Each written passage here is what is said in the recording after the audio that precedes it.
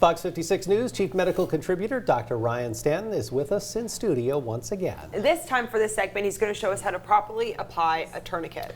Yeah, as we talked about earlier, this is your chance as the public to save 25% or more of trauma-related deaths because the average EMS response time in the U.S. is about 7 minutes, which means that's 7 minutes that you can make the difference between life and death. So let's step through what it takes to actually apply a tourniquet. I appreciate reaching out to the Fire and EMS Training Center. They put this video together for me yesterday, and we're going to walk through what it takes to put on a tourniquet. So we're going to act like right there, what he's showing is the cut's going to be right around here in the mid-forearm area. Now, a lot of people think that what you're going to do is place this at the top of the extremity, whether it's the top of the arm or the top of the leg, and that's simply not the case. What you want to do is to apply the tourniquet about 2 to 3 inches above the injury. This allows us to compress the vessels at the closest place, and being a little bit further down, the tissues are thinner and it's easier to get compression. So applying the tourniquet, getting it tight as possible by hand, that gets it about as tight as a typical belt. Now here is the key.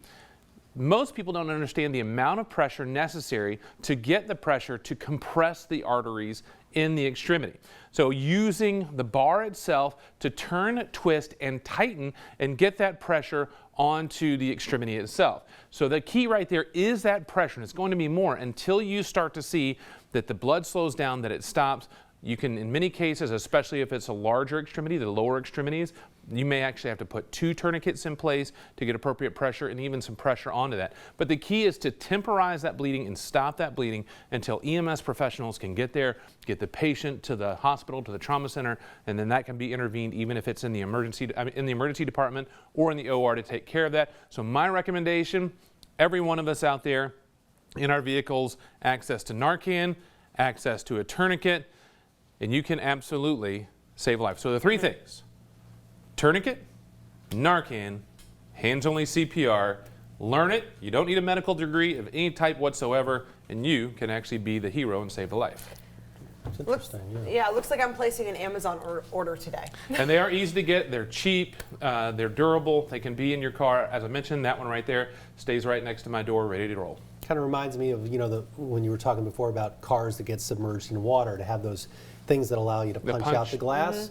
Another important thing to keep handy in your trunk, perhaps, or your back seat, or wherever. Be ready and prepared for the worst day ever. Yeah. And we want to make sure we can make it somebody's best opportunity ever. All right, thanks so much, Doc. Appreciate that. We'll be back with the final hour of the newscast after the break. You're watching Fox 56 News. Our home, your news.